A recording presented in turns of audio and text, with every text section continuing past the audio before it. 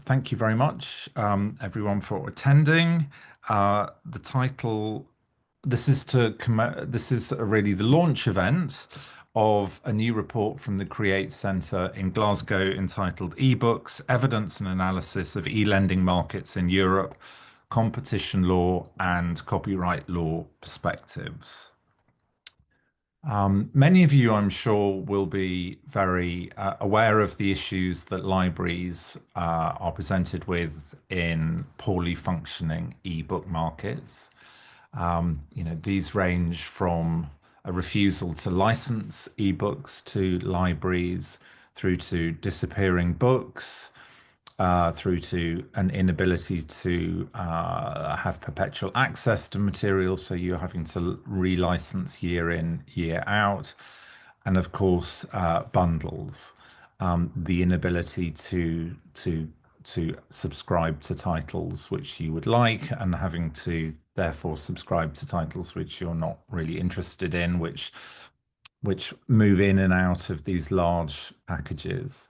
And all in all, this means that libraries can no longer function in the way that libraries have done so for millennia. The core of a library, of course, is collection development, and books are vital to both public and academic libraries. And if you are unable to own in perpetuity your content, your library is essentially ephemeral. And as we know, prices for ebooks are very often multiples of the price of analog books. And yet, with licensing at the end of the year, at the end of the subscription period, you turn to your electronic shelves and they're now empty. So, this is a fundamentally important issue for libraries. And this is why Knowledge Rights 21 campaigns for regulatory change to support, amongst other things, e-lending and collection development and preservation. So with no further ado, as you can see, I'm not the only person here. We have the authors from the Create Centre at the University of Glasgow. I will hand over to Professor Martin Kretschmer in a minute. I would also very much like to welcome Konrad Gliściński from Jagiellonian University, apologies for my pronunciation there, who is the author of a study that we also launched earlier this year, which is on our website under reports.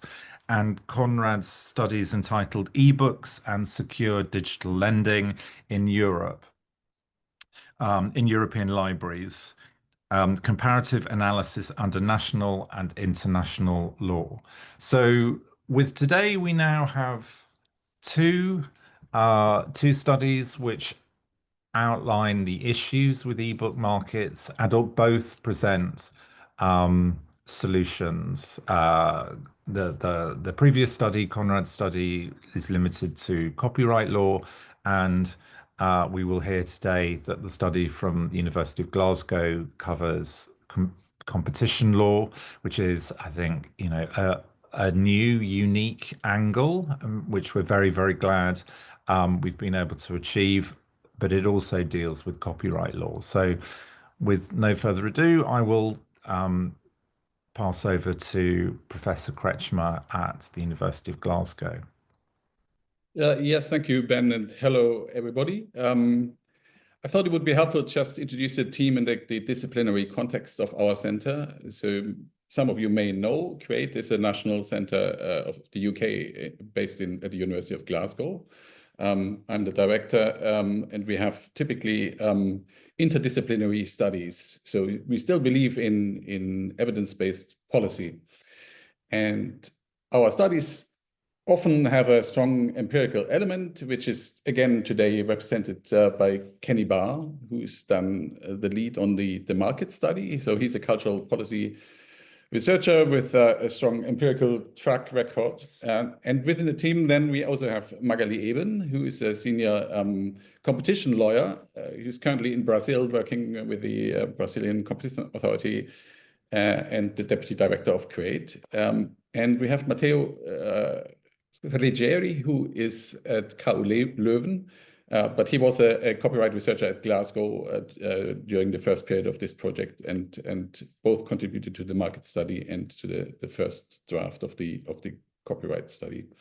So this is a typical kind of mix of disciplinary expertise as we have in CREATE. So, and again, today the report will be essentially structured in three components. So we've got the empirical component, the market study, which we will present first. Then there will be competition law analysis of some of the practices we identified through the empirics. And then we look how the diagnostic tools of competition law reflect back on what copyright law might be able to do to address power imbalances in, is it a market or not? It's a key question. So that's broadly how it works. And then Konrad, who is, as Ben said, has done an important study which focuses on secure digital lending, will respond to some of the things we propose. Thank you. Next slide, please. Okay, so what is the context? Well, if you only want to say that in one sentence, you could say that VOB enabled digital lending on the same terms as physical lending in the past. At least the rationale given in the Advocate General's opinion strongly points to this kind of dynamic interpretation. So libraries, in some sense, under a good interpretation, should be free to lend digitally. But we also have later jurisprudence of the Court of Justice, which in some ways undermines the rationale of VOB. And if I would just summarize it, it is if libraries are unable to build digital collection because their lawful access depends on licensing contracts with publishers, then the privilege to lend means very little.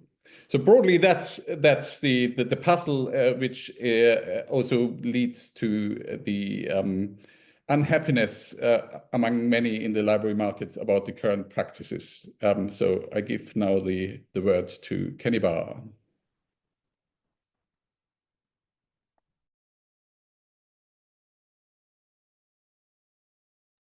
Kenny, yeah. Okay, so thanks, Martin. Yeah, as Martin said, I come from a kind of cultural policy research background. So much of my research has been into music streaming markets, public service media, television production, and looking at the kind of parallels that might be apparent in lending for ebooks. And if you've had the chance to look at the study, great, or the report, great, but if not, it's in three phases, and the first of these is the market study, which I'll kind of present an overview of before we take a deeper dive into competition law and copyright law levers that might be applied to address issues within these markets. So the scope of the report and the study is the lending of ebooks in Europe by academic and public libraries. So Denmark, Poland, Republic of Ireland, United Kingdom were chosen as the kind of case studies on the basis that we wanted one large non-Anglophone nation and one Anglophone nation in the shape of Poland and United Kingdom. And then we wanted smaller counterparts in Denmark and Republic of Ireland. So that's the scope of what we looked at. And our approach combined desk research, which involved survey of the literature, looking at market data, looking at evidence from some of the various library advocacy campaigns, such as eBooks SOS, and a review of relevant earlier decisions. And we coupled this with contract analysis of 28 e-lending agreements between libraries and suppliers. And this was complemented with semi-structured interviews with library stakeholders from the academic sector, as well as further informal discussions and engagements with stakeholders from the public library sector. And we approached this through these three conceptual layers, as it were. They were the prisms that we looked at these through. So these are distinct but closely related. First of all, we have the market. So the market is this macro shaping force. And we thought about,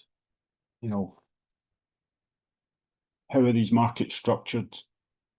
Who are the main participants in these markets? What sort of agreements are struck between these participants? And crucially, where does the power lie in these markets? And then we considered the role that copyright law and competition law might play here. But it has to be noted that there's considerable overlap between each of these lenses. For example, the market for e-lending is premised on the existence of an underlying copyright framework that shapes the business models and business activities of those participants. Also, when we think about publishing, publishers are to a large extent involved in the acquisition and exploitation of copyright catalogues. So, the accumulation of large catalogues has attracted the attention and led to calls for interventions from copyright law, competition law rather. So hopefully in the course of the webinar today, we can unpack some of the overlaps and relationships between market dynamics, copyright law, competition law as we go through. Shall we just, as there may be an issue with the visibility of the slides, can we just quickly check what may be happening there? What can we see? I can see it fine, but some of the participants say they can't. Mm-hmm.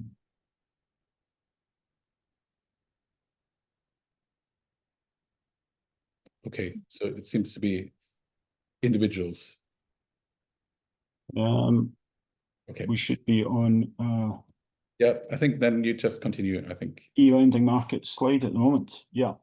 Okay, so as we saw, there's this kind of regulatory forces that act on e-lending. So first of all, we have the market and the largely self-correcting entity, although it's clearly markets are regulated. But what we're considering here is, what do these markets look like at the moment or at the time that we did the research? So we thought about, what are the characteristics of e-lending markets?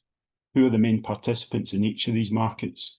And what problematic issues are observed? And at this point, I'm using the term market in a broad sense, a malleable sense that can simultaneously be applied to global markets, national markets, markets for specific products, and so forth. But as we'll hear from Magali in due course, competition law applies the term market in very particular ways. And as Martin alluded to earlier, there's first the question of, does e-lending constitute a market? Libraries, particularly public libraries, have an array of different public interest functions that often have little to do with market imperatives, and in many senses, libraries are merit goods that are imbued with wider societal value. But when we think about e-lending in particular, libraries have to obtain licenses from commercial publishers, from commercial platforms on a commercial basis in the forms of these contracts and agreements. So viewed from this perspective, the e-lending supply chain does appear to constitute a market in that broadly accepted sense that I'm using the term.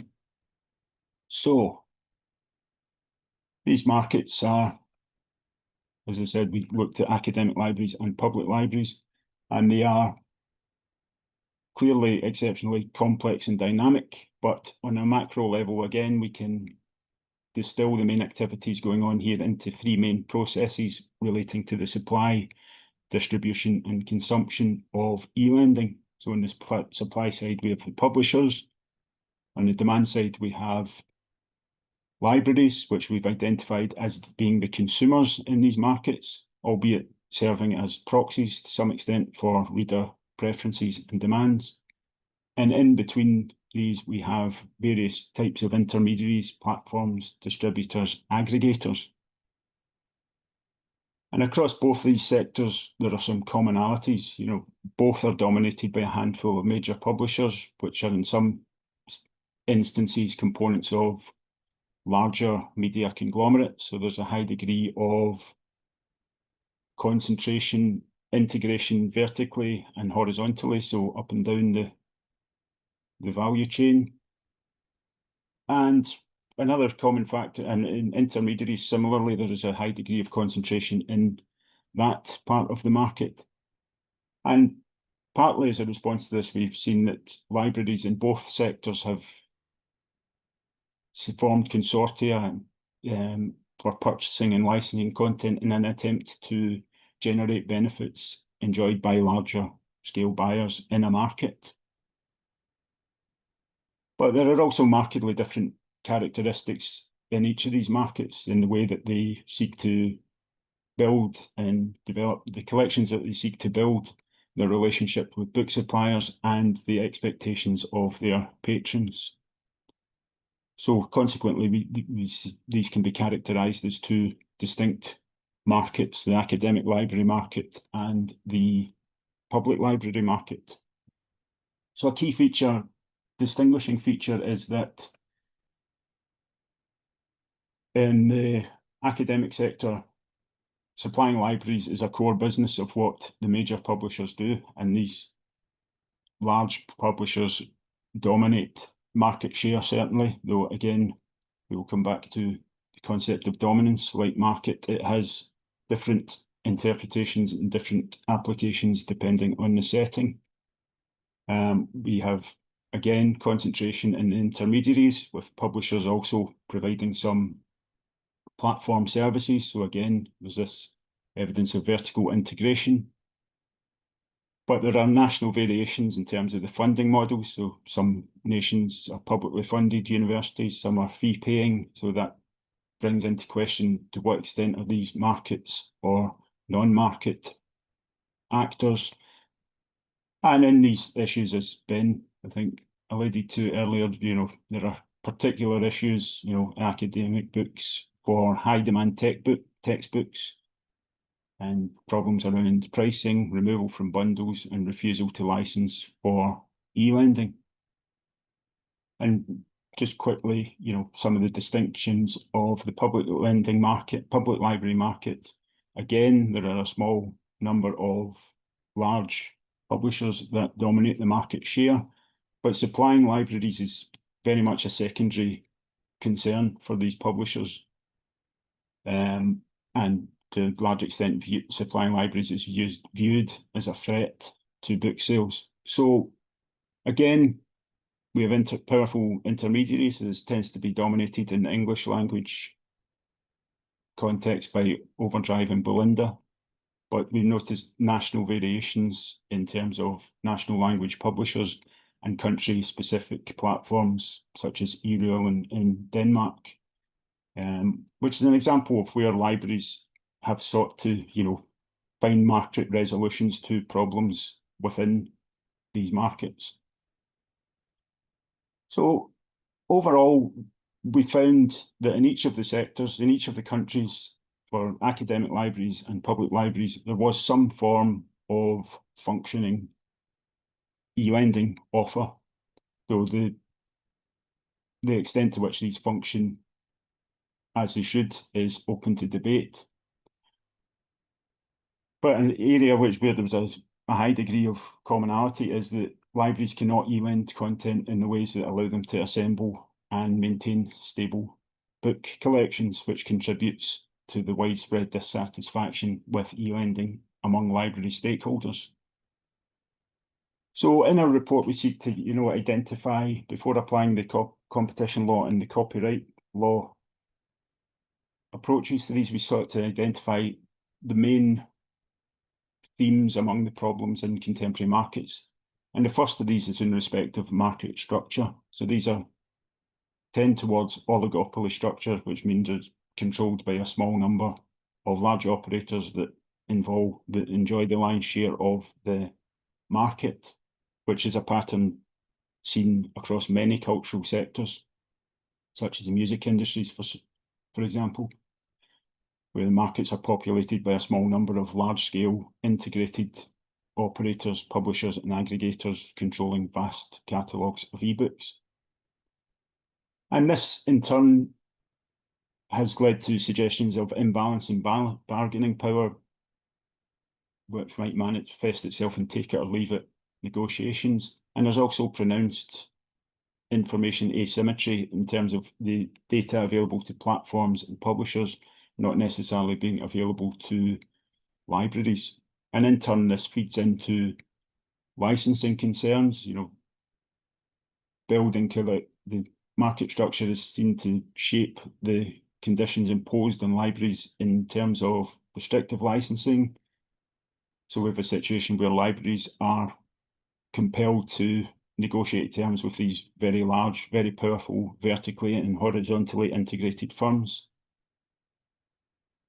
And finally, this again feeds into pricing. So prohibitive pricing relative to print books. You know, see these multipliers of 10, 20 times the price of the print book. So these are the main themes that we looked at as being the principal problems within contemporary e-lending markets.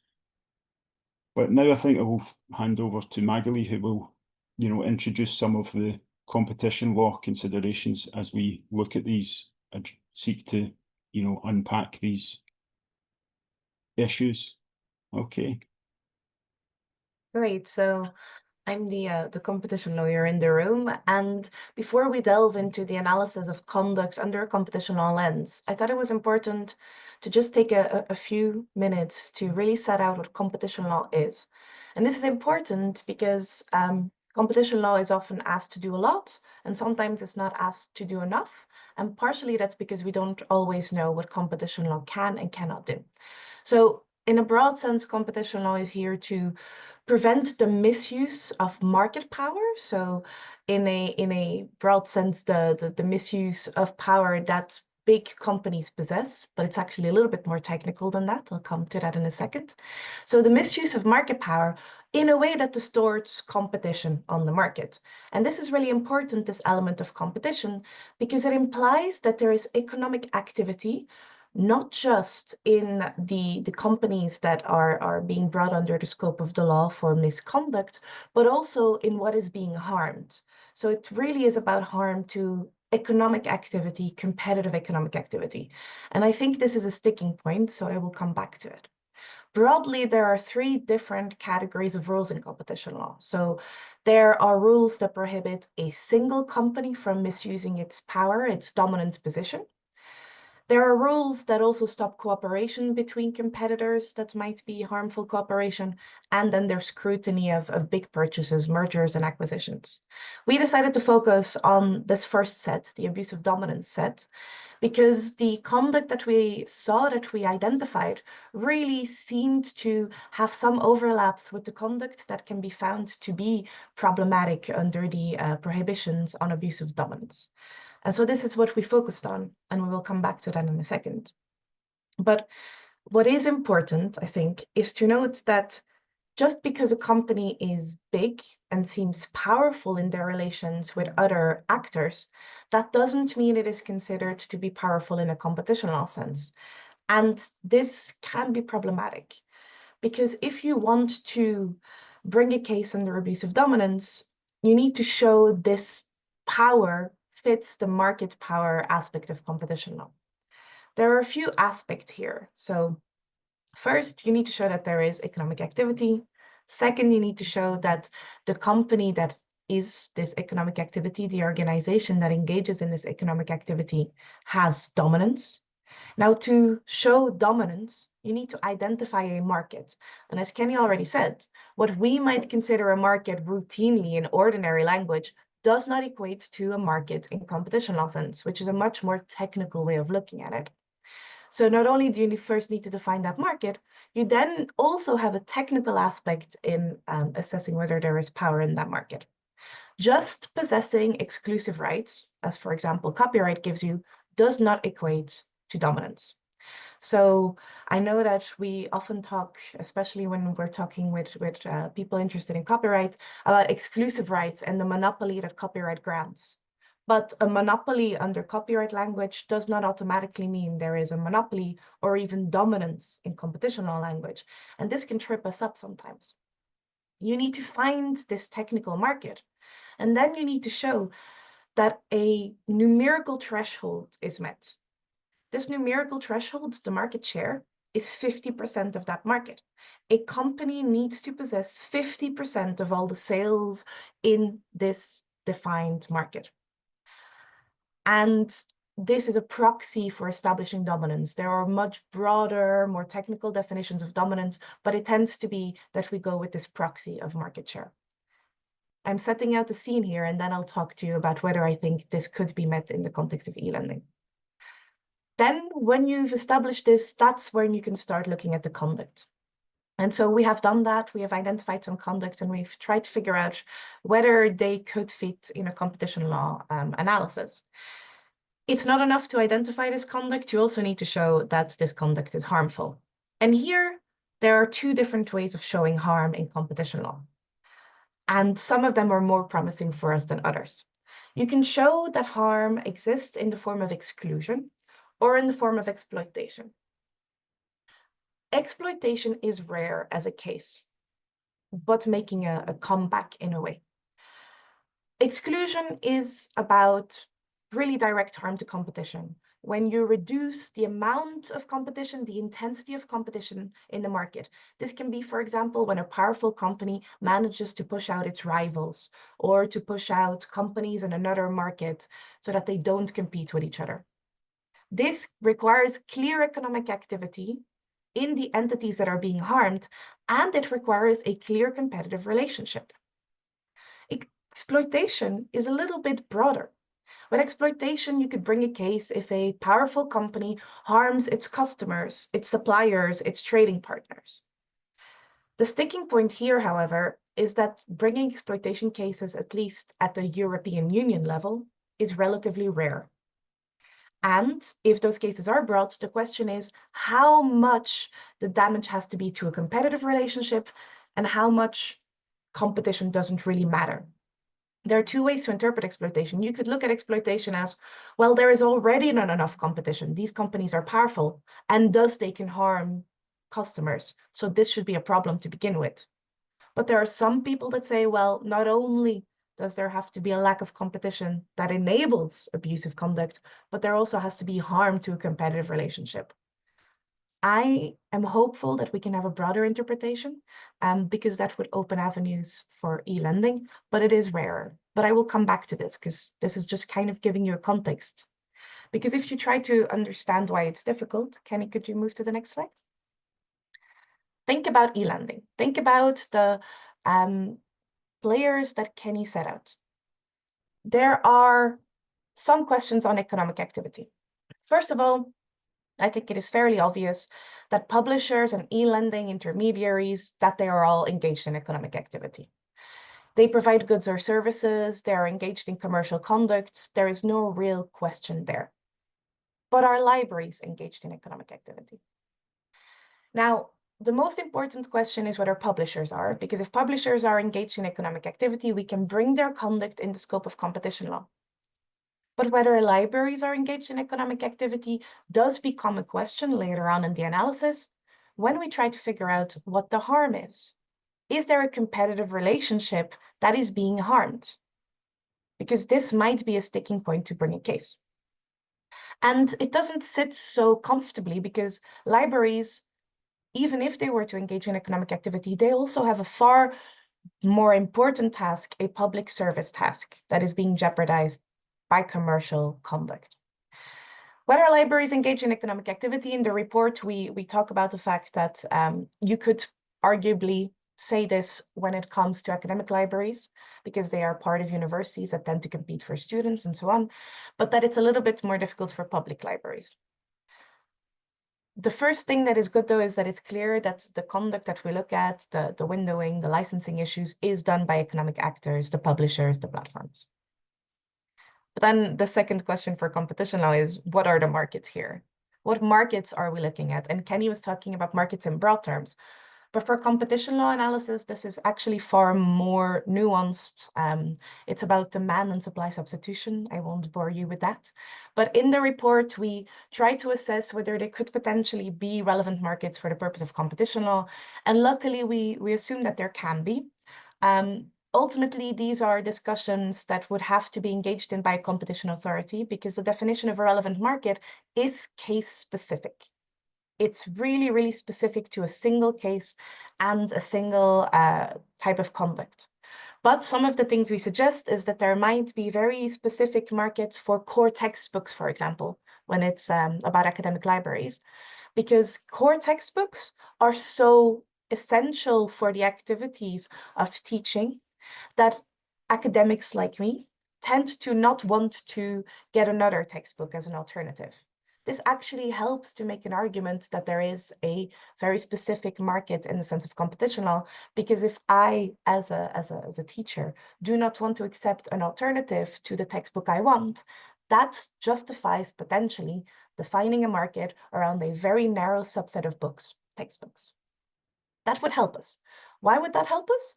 Because establishing dominance requires a high share of a particular product in a particular market. If the market is narrow around textbooks, then you only have to look at the share of sales of textbooks.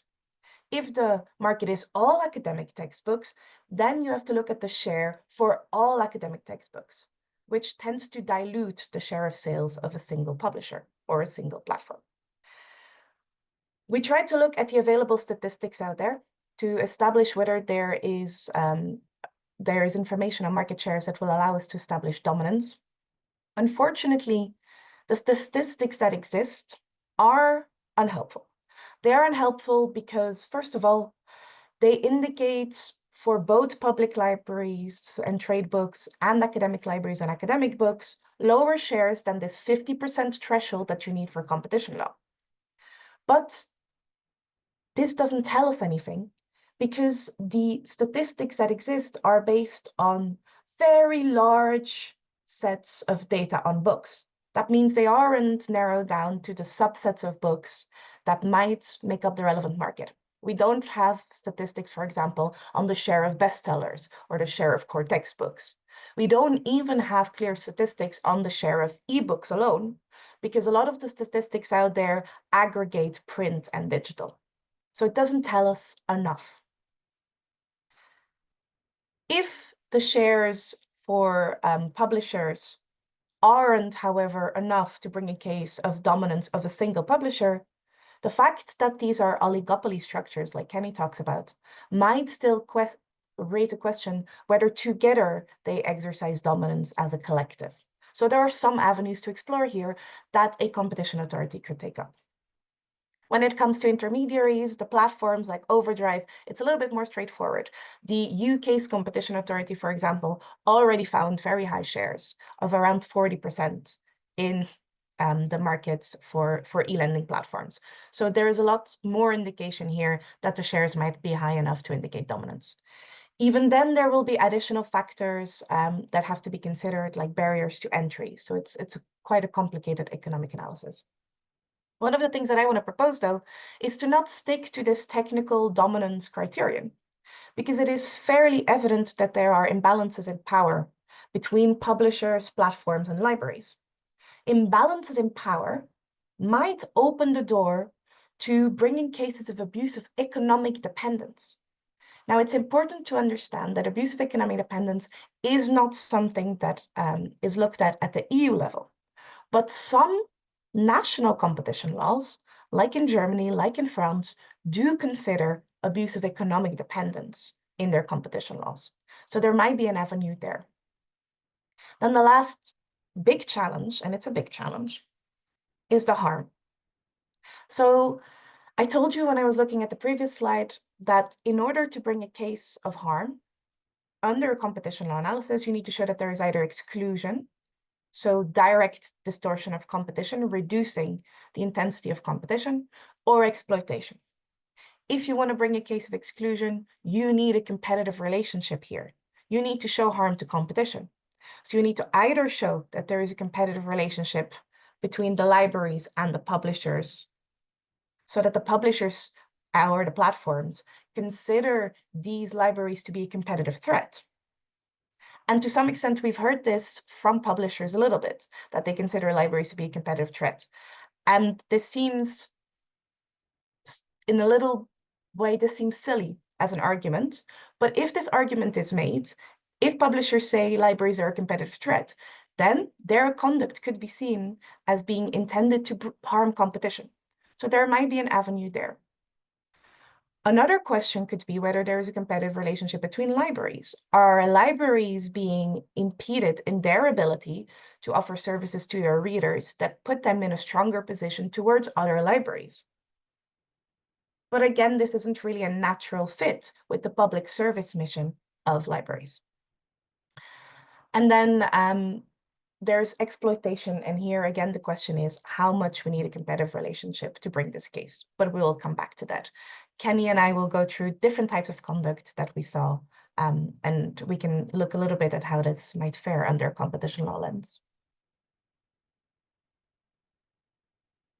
All right, thanks, Magali. I think one thing that emerges there is that the layperson's intuitive understanding of particular concepts and market characteristics such as dominance, market power, and so forth may not always align with how competition law treats these. So as a layperson myself, perhaps you could indulge me by going through this, toolkit, as we call it, of, potential conducts which we've seen as, and how copyright law might, competition law might respond to these. So if we take, and we can put this in the context of some of the, the qualitative research that we did in the study. So if we take the first two together, so refusals to supply and constructive refusals to supply, which, cover related, though apparently distinct elements of what's going on. So if we look at this, refusals to supply, constructive refusals to supply. So this quote from one of our interviews essentially is an account of how content becomes so, it's available, but it's so oversubscribed that in practice it stops working. So I'm thinking, does this constitute or likely to constitute constructive refusal to supply, or what's the competition lawyer's take on that one? I mean, a refusal to supply is one of those categories of conduct in competition law that has a lot of debate about it and a lot of jurisprudence. What we have done, at least in the law, is to separate different types of refusals. So if a company, a dominant company, says, I will never supply to you, that is treated differently. That's an outright refusal than if a company breaks a contract or stops supplying an existing customer. A third thing that is also treated differently is when, instead of outright refusal or stopping to supply, a company makes the terms of supply so onerous that in fact it becomes impossible for the customer to continue with the contract. These are three different categories of refusals to supply that are treated differently in the law. So if a publisher says to libraries, I will not license this ebook to you, that's an outright refusal. Okay. If it has been licensing an ebook to a library and then it stops that license, it withdraws the book from the collection, that is not an outright refusal. That's withdrawal. That's a termination of an existing relationship. They're treated differently in law. Outright refusals need to meet extremely stringent conditions in order to be considered a violation of the law. One of those stringent conditions is indispensability. This indispensability element indicates that without this specific product, this specific title, the library would not be able to function in a competitive way, okay? This indispensability also has to imply that there is no alternative title that might satisfy the same kind of needs of the library, even if not perfectly. So this is an extremely high threshold. In other industries, refusal to supply cases tend to falter. They are very difficult cases to bring. It's less difficult to bring a case of an existing relationship that is terminated. Or a situation in which, although the relationship isn't terminated, the conditions to keep the license are so onerous that they might as well have terminated the relationship. The termination of an existing customer doesn't require this indispensability. And what's more, if your customer has already made relationship-specific investments in this contract, then that is an indication that the termination might be a problem, might be unreasonable. So for libraries, the question would be whether they need this book, for example, because they have built curricula. In terms of academic libraries, they've built courses, they have built teaching around these particular books. Or alternatively, for public libraries, because they have invested so much in this particular platform, in advertising the availability of these particular titles, that withdrawing these titles would damage their operations. So it might be easier to bring termination cases than to bring outright refusals. But the same question that I raised earlier still remains, which is whether you can bring a case of harm to competition. Refusals to supply tend in the case law, in the jurisprudence, to be characterized as cases of exclusion, not exploitation, exclusion. And as you hopefully remember, exclusion requires a competitive relationship. So, is there a competitive relationship that is damaged by these refusals? Either is the refusal damaging competition between libraries, or perhaps more interesting, do the publishers or the platforms refuse this book because they think that they're competing with the libraries? For example, do they refuse a core textbook license because they want to sell it to students directly? Or are they windowing because they don't want bestsellers in libraries because they consider that the bestsellers will impede their sales? Whether or not they're factually correct about this is, I think, a big question. Is it really true that having bestsellers in libraries impedes actual sales in shops? This is factually a big question, right? But in a way, it doesn't matter. Because if the publishers consider the libraries to be a competitive threat, then their conduct might be justified by an intention to hurt competition, whether or not they're factually correct in that. And so I think that might be an avenue to explore. Alternatively, there could be an avenue about competition between libraries being damaged. This might definitely be the case in academic libraries that form parts of universities where tuition fees are being paid, for example. If in a UK university, a student considers that they're happy to pay their fee because the books in the library justify it, then perhaps universities compete with each other through their academic libraries. But this would have to be assessed on the facts. So refusal to supply isn't so straightforward in law, but there might be avenues in which you can try to shape this case. And would bundling in that, number 3 of these different potential conducts, we've heard a lot about bundling, and particularly when content either isn't included in the bundle or bundles have to be taken to get certain types of content, or in this example, where content disappears from the bundle. How would that be construed or interpreted? Tying and bundling is what this is called in competition law, and there are slight differences between tying and bundling. So I am not going to nitpick here on the word bundle, because this is how it's used in routine language. What we're really looking at for the purpose here, I think, is tying in a competition law sense. What it really comes down to is that a powerful company forces their customers to take a product they don't want in order to get the product they do want, okay?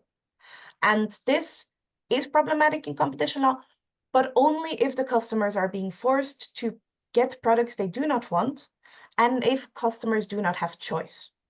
So you'd really have to hammer down on the fact that these books are considered distinct products, that libraries do not want to buy them together, and that they do not see any advantages to getting them as a bundle.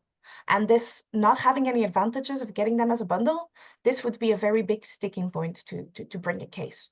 And I think our interviews gave mixed perspectives on bundles.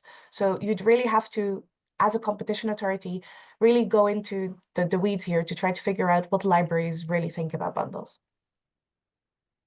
All right, and then on to unfair trading conditions and excessive pricing, excessive pricing for digital versions of print books, we've seen these multipliers of 10, 20 times. So how is excessive price determined? So I think unfair trading conditions is actually more helpful to us than excessive pricing, and I'll tell you why. Excessive pricing, case law, is a nightmare because it has taken decades and we still really don't have a clear measure of when a price is excessive. Competition authorities and courts keep struggling with this. One of the things we do know is that it's not enough for a company to have high profit margins, for example. If a price is high and the profit margins are high, this does not automatically equate to saying the price is excessive. You'd also have to show that there is a level of unfairness. And this unfairness tends to be looked at in different ways. One of the ways you can look at it is whether the product has economic value, which is a legal term, not an economic term. And here it's really trying to assess whether customers get any benefits from this product. If libraries say they get benefits from ebooks, it would be very difficult to bring an excessive pricing case.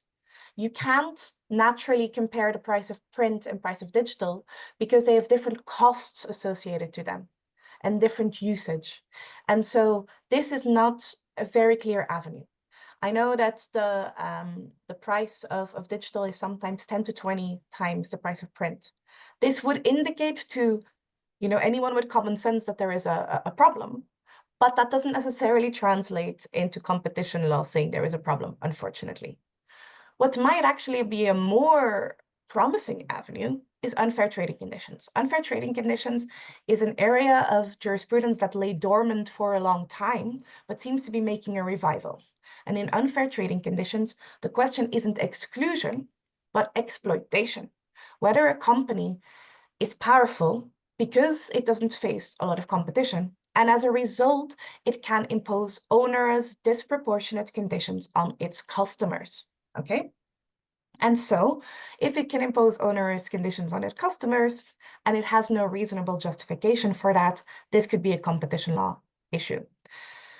What is the most interesting, the most promising, even though we would still have to unpack whether publishers have reasonable justifications for their prices or reasonable justifications for their onerous licensing terms, we have some more promising avenue here because it might not be that we need to prove clear competitive relationship between publishers and libraries or between libraries themselves. Now, I say this with caution because this is jurisprudence that was dormant and has been revived, but is being developed. The commission in a recent case in digital markets said that you don't need to show direct harm to competition. However, there needs to be some relationship with competition. So what this actually means is still under development, but it might be broader than for a case of refusal or a case of bundling. And so that may be quite promising. Okay, well, last one. I think something that came out in the contracts was this, avoidance of spirit of other laws. So clauses that prohibit use of text or data mining tools, which goes contrary to UK and EU law. So what would competition law make of that? Well, until a couple of years ago, I would have said it makes nothing of that. But now, actually, there are a handful of cases where it has been considered that if a competition, like a market that doesn't have enough competition, if in there a dominant company uses its power to violate other laws or to reduce the lack of information to its customers, then it might be a breach. But these are a very handful of cases that really need more development. But there might be some scope here. Just like with unfair trading conditions, it is clear that competition authorities are kind of willing to take a broader stance, a broader view of the damage that power can do to society. Whether it's because a powerful company can say, okay, I have power, so I'm going to force you to accept unreasonable conditions, or I have power, so I'm going to violate other laws, like the right to data collection and scraping and so on. I'm going to take that away from you. These are things that might now potentially be in the scope of competition law when they weren't before. All right. Well, thank you very much for that run through. It was an education in itself. So I'll just hand back to you to sum up, I think. I think a lot of the points that I've already made are on the slide, but one of the things that I want to show is that there is a little bit of an evolution in the competition law when it comes to this notion of exploitation. For cases of exclusion, you would need to show a competitive relationship. You need to show that publishers consider libraries a competitive threat, or that libraries between themselves compete. This might be hard. Exploitation shows a little bit more opportunity to show that really publishers or platforms have power and they're using it in a way that damages their customers. This is a very small element of competition law and is in revival, but that doesn't really tell us where it's going. But this might be a potential case we try to make. But what this competition law analysis shows, even if we couldn't bring a strict competition law case, is that there are clearly deficiencies in the way the market works, and that they are related to some extent to the power that these companies have towards their customers, in this case, the libraries. And there are other ways of looking at this.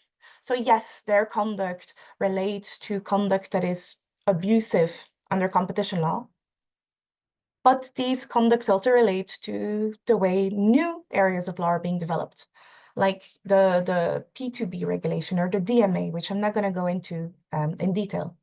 Our platforms, our publishers do not necessarily fit in the scope of those laws, but those laws indicate that regulators and legislators are mindful of this imbalance in power that exists in especially digital contexts, and that these are imbalances of powers that need to be redressed. Moreover, there is an opportunity here in competition law to try to argue that what should matter is not just harm to economic activity, but harm to public service, to societal goods, that if commercial actors harm not just competition, but a wider societal interest, this may also be something a competition authority should take into account. So the road forward isn't easy, but I think there are arguments that can be made.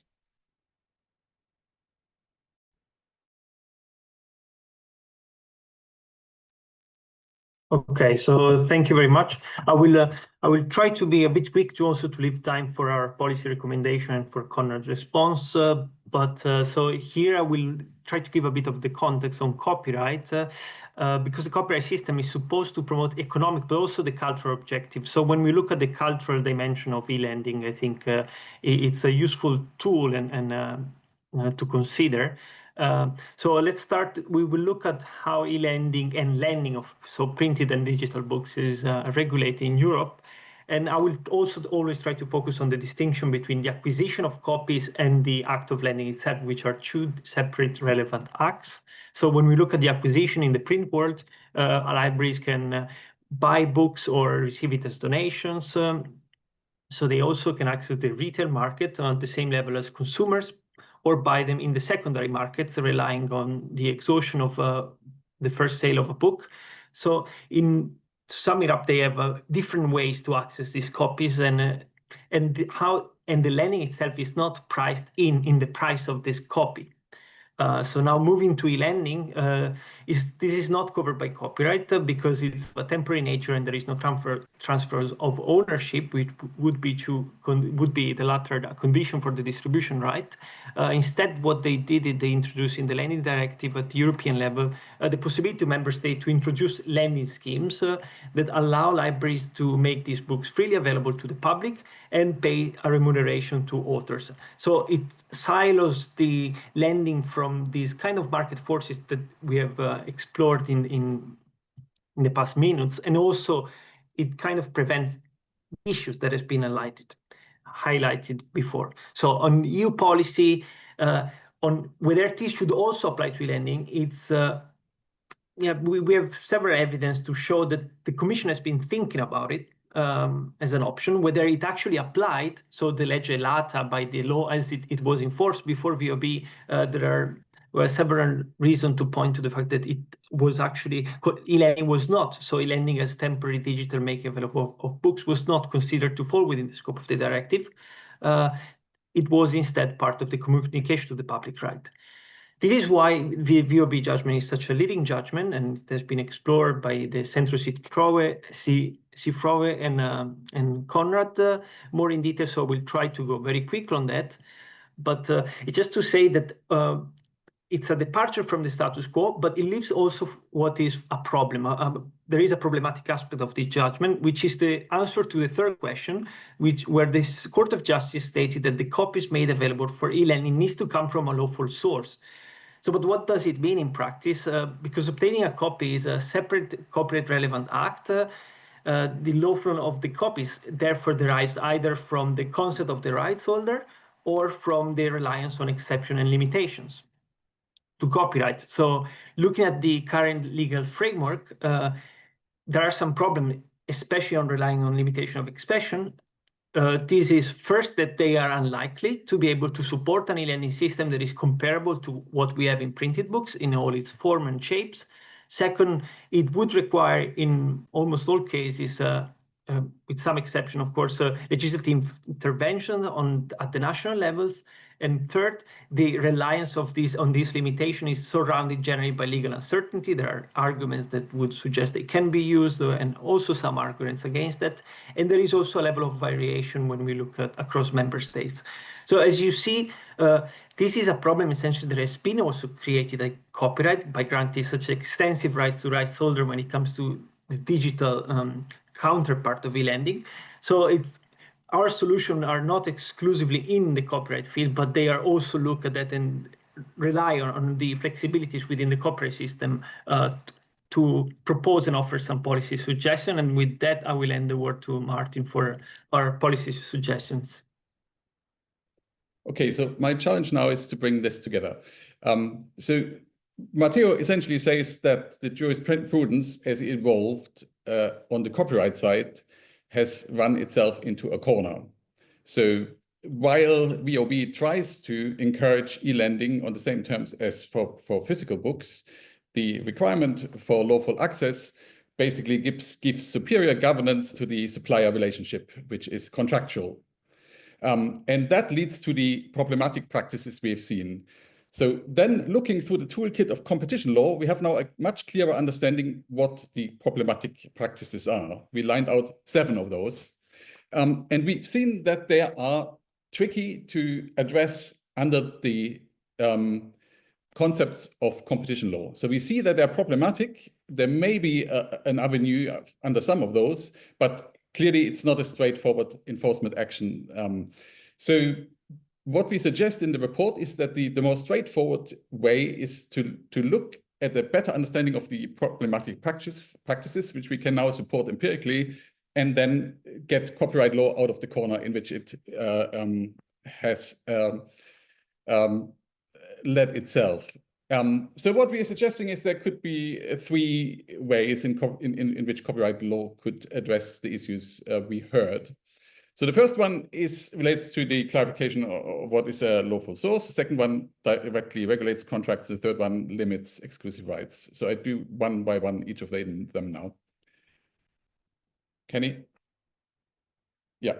So the first one is probably more guidance, and Konrad's study has gone a long way to interpreting the VOB in a particular way, which encourages the national implementation and enables secure digital lending on a one user basis, one copy, one user basis. What we are saying is that itself is a good thing, but it's insufficient because of the predominance of the contractual relationship so if a library wants to acquire digital only books, the only way they can do this is by having a contractual relationship with a publisher. And therefore, in order to operate with the framework of VOB, we have to probably enable other ways of access digital-only copies. So it may be either in secondary markets by donation or interlibrary loan, but all of these are legally not unproblematic. So one avenue might be just interpret the law better and try to interpret it in a way that is in the spirit of VOB. The second solution, so the first solution in our view is not going to work. It will make small improvements, but it will not address the issue of the imbalance of power and the supremacy of contract.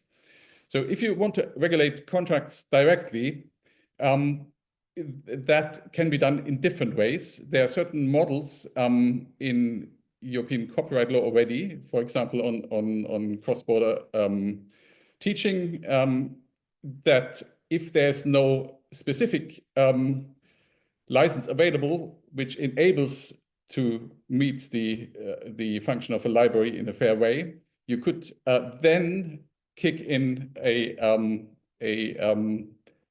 an exception which looks more or less like a preservation exception. So you could create incentives to offer licensing schemes which enable libraries to fulfill their public function. So that's one possible line one could do. The other line would be under regulating contracts would be to just say directly what type of contract would be acceptable and which would be not. But that's very hard to do. I mean, there are precedents in what unfair contracts terms look. There's European legislation on those, but in our view, this is a much trickier route. The third one, which in many ways, number three, yeah. So the third one overlaps with the licensing solution if there's a backstop of the preservation copy. But if you want to be more radical, you could also introduce a deposit requirement on the same basis as you have for physical books. So there could be designated libraries to which publishers need to deposit a copy of each digital-only born book. Again, this could be a backstop if there's no sufficient flexible licenses available, which give autonomy to libraries to build collections which are meeting their public obligation. Okay, so now let's look through the concluding slide. So just how might this work out in practice? So overall, what we're saying in the report is we need to lift up debate. We flushed out that there are problematic practices, and competition law basically tells us these are linked to imbalances of power that are reflected in contracts. So what we saying, the first thing which needs to happen is that the policymakers need to understand that there is a strong public policy foundation for what libraries do. And this includes that they must be able to build sustainable digital collections. So the collections they build cannot depend on the contracts with the publishers.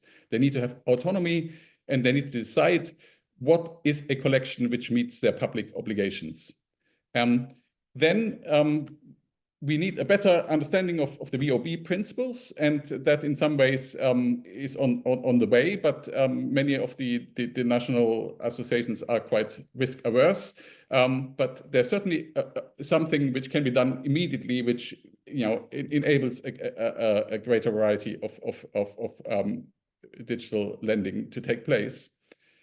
And then, and I think that's our core proposal, is that the legislator needs to see that if they accept the principle that there's a public function of library and that VOB guidance is not enough, then they need to intervene. And we suggest to them that the 7 problematic practices we listed under competition law gives a first take of what might be fair and reasonable in contractual terms. So it's the reverse end of what a reasonable contract might look like. I've already said the backstop, if no fair license is available, then libraries should be able to use a backstop, whether it's preservation copy or overriding TPMs. I don't think digital deposit copies will happen very soon because there's a lot of movement against that. To my mind, and I'm speaking only personally here, I think that would be the right solution. Libraries have a function, and they can only have this function if they actually hold the copies which make up the body of knowledge in our societies, and this cannot be left unilaterally to one side here. Okay, so that's basically where we are, I think I hand over now directly to Konrad, who's done an excellent study. And even though we say it's insufficient, it's excellent. Konrad, there you go. Thank you very much for having me here, and of course, great congratulations to the whole Create Center for your very interesting report. I had opportunity to read it before, so I have a bit ahead than our audience, and I want to stress 2 or 3 things which I think are the most important. First of all, this discussion is a part of the broader discussion of how to regulate knowledge ecosystem in Europe. And this is quite important to understand that this is not a very narrow discussion or technical discussion only about the ebooks, but it's a broad discussion about how to regulate knowledge ecosystem. And of course, ebooks in 21st century became a very important part of this story. First of all. Second of all, during my research, I use a lot of information, anecdotal reports, anecdotal information about those types of abuse, which was clearly identified by your report. And from my perspective, it's absolutely amazing job, because it provides this new and coherent evidence that what we see in European library market is not functioning. If it is a case for the competition law or not, this is a separate discussion, and I think that your analysis is quite aligned of my understanding of that situation. But still, we can, I would say now, quite frankly say that something is not wrong, something is not good, something is terribly wrong in this market. Why is it so? There are, of course, different answers to this question, but still, I think that this piece of evidence would support both the importance of changing copyright, especially what the things which you introduce are would be very helpful. I also talk with the librarians about their contracts, in an anecdotal way, and they exactly say that the most important thing, that there are clauses which they, from their perspective, are unfair and they should be removed. And of course, you cannot do it, or you cannot easily do it on the law which we have nowadays. So this kind of intervention would be a big help. But in general, I would say that the system of imbalance also stress that if we really want to understand the fifth freedom, and if we really want to create a sustainable ecosystem for knowledge in Europe, we really need to understand that the libraries are a crucial element of this system. And if it's so, they need to have a legal instrument which helps them to create and build their digital collections.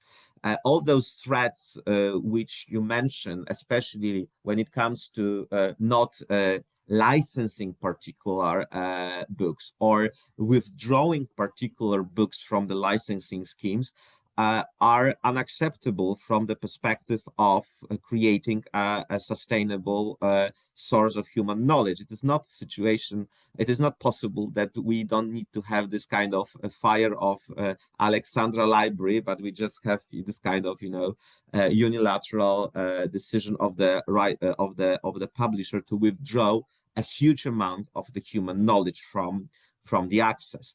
And of course, I agree with all those things which you mentioned about the VOB decision and how current copyright regime is very problematic to introduce any kind of e-lending by on exceptions and limitations. And I totally agree that it is especially problematic for the things which are only available in a digital form, in a sense like digital board things. Then of course you can use those kind of bypass and try to overcome contracts, and you can try to overcome technological protection measure, but this is very gray zone, and of course from my observation, library will not be able to do it by themselves.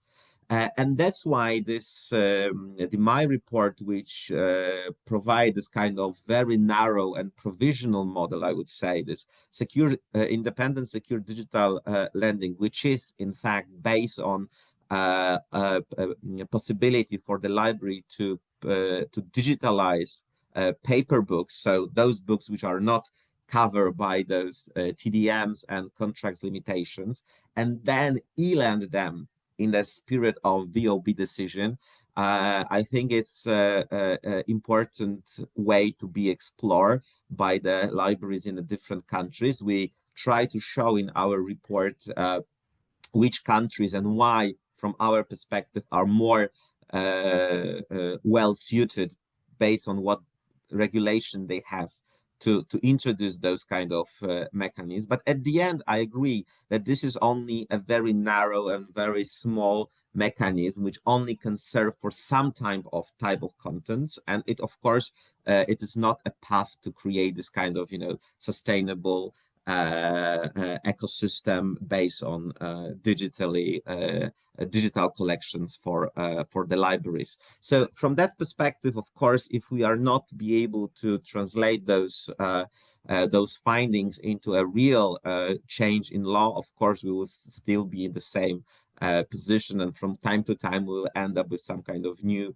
groundbreaking judged by the European Court of Justice. But those kind of judgment probably will not easily be translated into practice of the library. So this element of change in law is, from my perspective, totally crucial. And once again, huge congratulations for all your team for this marvelous report. Thank you very much.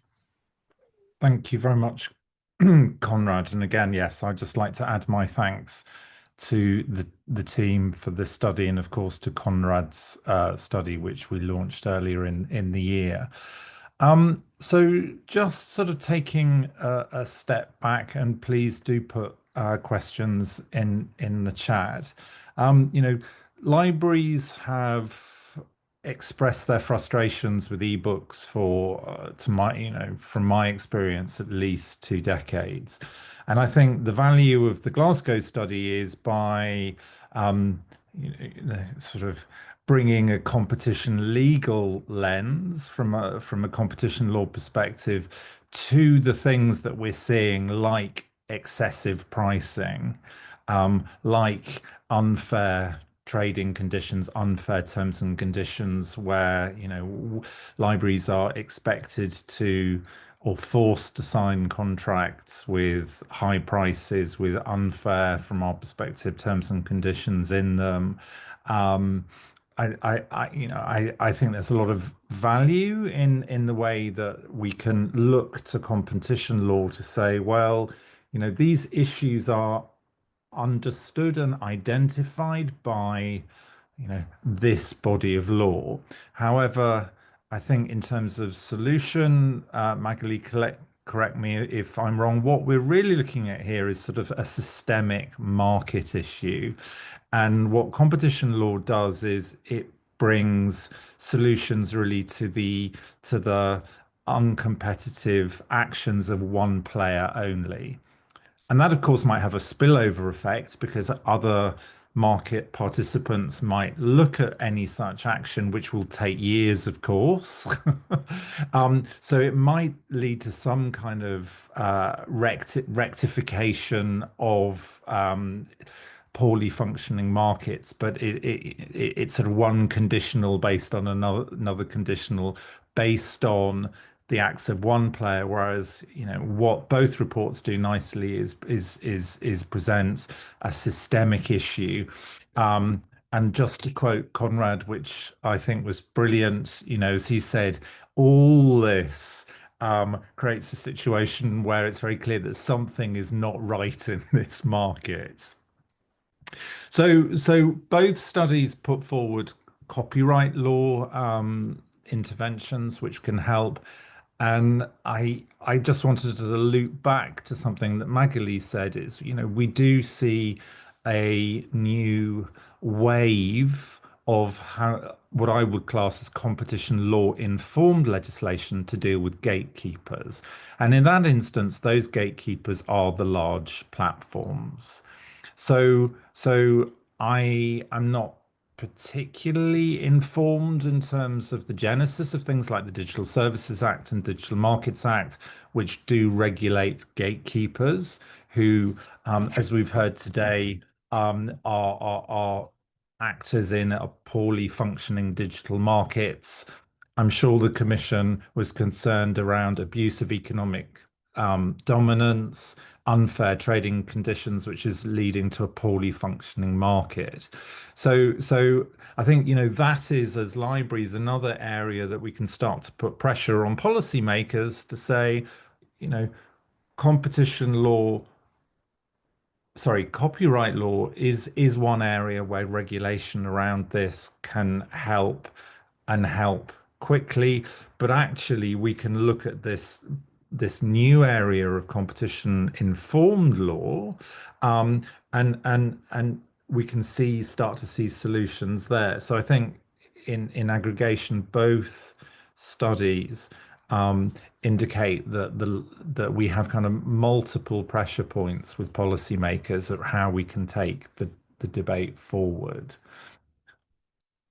And I just want to reiterate, so as Knowledge Rights 21, I think probably, given that we're now mid-October, towards the end of the year, the beginning of next year, what we will do is we will start to bring together a toolkit and try and work with library associations to try and put pressure based on these two studies and other evidence from campaigns like the ebook SOS campaign to work with other library associations and institutions to engage with policymakers to present the kind of evidence that both of these reports give us. So so we have one question. Oh, no, it's not a question.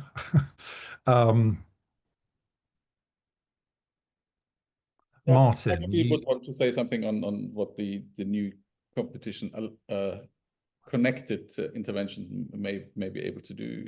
But I also thought it was very interesting that just unearthing the information, lifting the lid on what the market practices actually are is quite difficult. So also the information powers buried in the competition regime is also itself, I think, a very powerful tool. I just wonder whether Magali wants to say something on these two things. Sure. I mean, as we also say in the reports, we have things like the Digital Markets Act and the P2B regulation, and they require, to some extent, digital gatekeepers, right? Which means it's less about publishers, it would be more about the e-lending platforms. And I am not sure that the e-lending platforms really meet the quantitative thresholds to be designated under these laws. But I think it's helpful anyway, because what it shows is that there is a new mood of interpreting competition problems, systemic issues of power in markets in a broader way, and trying to address solutions in a different way. Because Ben rightly says, under competition law, you have ad hoc, single entity, sometimes multiple entities at the same time, but always very specific cases, one at a time. Some of these cases take a decade, right? And so these new legislations, these new regulations that have been adopted in the EU, but now across the world, I mean, Brazil has adopted one as well, really try to flip the narrative on this. Rather than intervening ad hoc every time there is a particular conduct that is problematic, you look at a market and you say there are practices that might violate competition law if we brought ad hoc cases. How about we intervene upfront? We designate those companies that are in a strong position that leads to an imbalance in power, and we just give them a long list of things they need to do better. That is how the new regulations work, as opposed to competition law's ad hoc approach. Now, what is also nice is that those new regulations focus a lot more on exploitation than they do on exclusion. So there is a lot more focus on actually taking advantage of your suppliers, your customers, in a way that doesn't require as clear a relationship to a competitive relationship between the players. But it doesn't exist, right, for this particular case. And I don't think that the platforms fit neatly within the current regulations. But what it does indicate is that there is a willingness to do things differently than we have done. So if there is a systemic problem, we have precedent for addressing it in a different way. So I think that's quite good. And the powers of competition authorities, as Martin says, are extraordinary. The amount of information they can gather, the remedies they can impose, they can go in and completely change an industry. The competition authority in the UK is a very interesting example because they can also do market studies, market investigations, where without having to designate one specific conduct that falls clearly foul of abusive dominance provisions, they can go in and say, anyway, there are problems here. We want to suggest regulatory solutions, or we think certain structural or behavioral remedies need to be adopted. So competition authorities, especially those like the UK that have additional powers, are in a strong position to do something about it, but not under a traditional competition law approach. And I think that's quite important here. Can I just pick up on one thing that you said there, Magali, around platforms? So Digital Services Act, Digital Markets Act focuses on platforms and platforms of gatekeepers, which stymie downstream the operation of markets. And in the case of those of things like the Digital Markets Act and Digital Services Act, it's quite a defined downstream market which is being affected. If you think that something like 80% of research is publicly funded and scientific publishers are acting as gatekeepers around publicly funded research, and therefore that stymies downstream multiple market and social activities. Sort of reading the tea leaves of the genesis of the DSA and the DMA, do you think there is any sort of ability to sort of cast certain forms, particularly STM publishers, as gatekeepers? I think it's hard because of the current quantitative thresholds. So I might be wrong, but I don't think they are met. I mean, you need an annual turnover of 7 billion and 45 million active. Yeah. But I think the narrative helps, right? The logic, that helps. Not for the publishers though, because I don't think they operate. I'll be frank, I don't think the political will is there as there is for big digital platforms. But so that's about changing the political will. It is not that we can't do it. There is legal regulatory precedent, but the political will clearly was about going after big digital tech companies for a million good reasons. So I think it's more about this kind of narrative of what matters than it is about the actual, can we do this? Yeah. Okay. So just to wind up, a few bits of housekeeping. So we've put in the chat the links to the report. So if you go on to Knowledge Rights 21 website, the latest blog has a link to the report. So please look at the report issued today. The blog also has a link to Konrad's study on, which is, as we explained, a copyright law focused study only. So between the two studies, I think we have a very good body of evidence. So we would like everybody who is in a position of influence to use that evidence and make noise. We as Knowledge Rights 21 will launch towards the end of the year, probably more likely in January, a campaign with a toolkit to help library associations and institutions to raise the issues that both the reports contain with policymakers. Obviously, if you have any thoughts on how we can engage further with policymakers, you know where to find us. I can see. Thank you, Martin, for putting the link to the study there. So again, I would just like to thank the Create team for a marvelous piece of work that they've done, crossing covering many different bases, and as you've heard today, different bodies of law. And I'd also like to thank Konrad also for his study on ebooks. And please watch this space. We will continue to blog about this, and we will launch, as I said, a toolkit which will help libraries undertake advocacy activities around this. So with that, I'll just close off. And if you could express your thanks to the authors, we would be very appreciative. So thank you very much.